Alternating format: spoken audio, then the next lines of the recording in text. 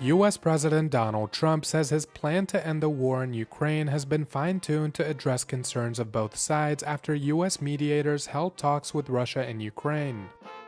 Trump says he believes a deal can be reached soon, noting that he'll be deploying his Special Envoy Steve Witkoff to meet with Russian President Vladimir Putin next week. Trump, aboard Air Force One, also announced that he'll be dispatching U.S. Army Secretary Dan Driscoll to hold further discussions with Ukrainian officials. We're having good talks. We started with Russia. We're having some talks with Russia. Ukraine is doing well. I think they're pretty happy about it. They'd like to see it end. And we won't know for a little while, but we're making progress.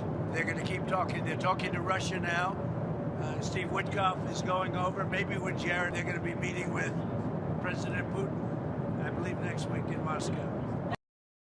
In its original form, Trump's plan heavily favored Russia, requiring Ukraine to cede a large amount of territory, which included the entirety of the eastern Donbass region, most of which is currently controlled by Russia.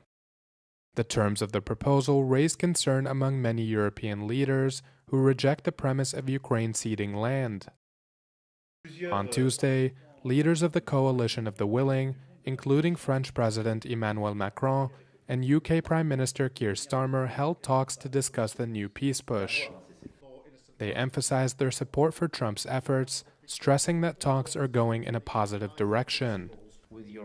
Ukraine's President Volodymyr Zelensky indicated on Monday that large parts of Trump's plan is acceptable to Ukraine.